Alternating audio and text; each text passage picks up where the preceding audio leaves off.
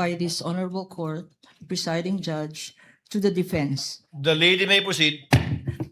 We are informed, and in fact, we have seen an interview conducted in the Senate premises on the Vice President herself.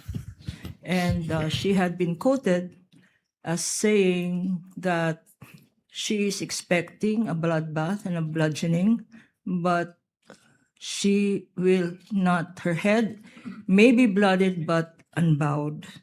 My respectful query, Your Honors, please, which could be directed to the defense counsels, is if the Vice President is in the premises, does she intend to appear personally before this impeachment court? And that is preliminary to another manifestation that I would like to make. Your Kindly Honors, please. proceed with your next one, counsel.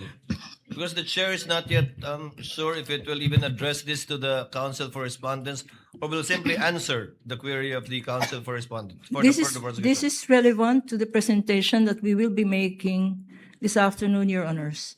This court will recall your own statements, Mr. Presiding Judge, that on Tuesdays, every Tuesday of every week, that the prosecution must indicate who the witnesses they intend to present before this court will be.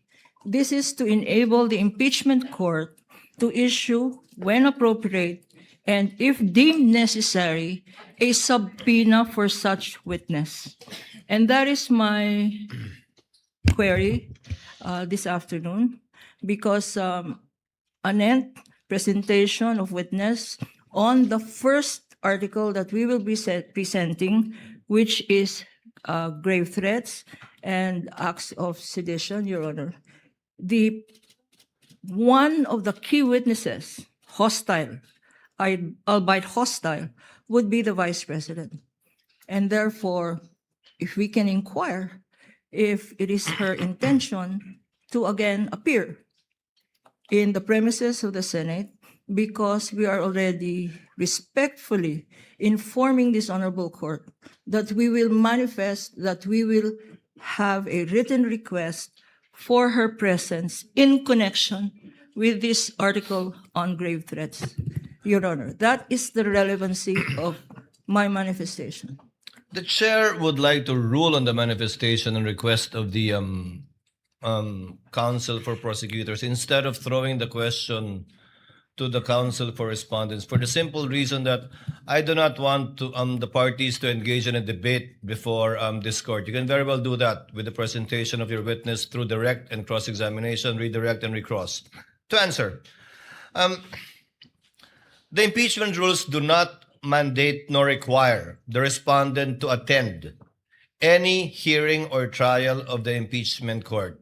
Whether she was in the building earlier or arrived after, it is totally up to the respondent, because from the point of view of the court, she is represented in this court through her counsel already.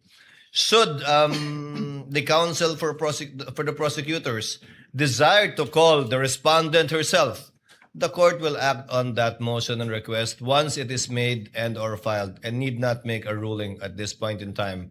Because of course, when that motion is made, we will ask the counsel for respondent to make a comment and or reply. Thank you, Sir Presiding Judge, Justice, Senator Judge. We yield to the wisdom of your decision. Thank you, ma'am. With that, we will reserve the right. We are not waiving the right to do call her at the appropriate time and to do file the appropriate request for subpoena ducis tecum and subpoena testificandum. For that, on that matter, Your Honor, I have no further questions.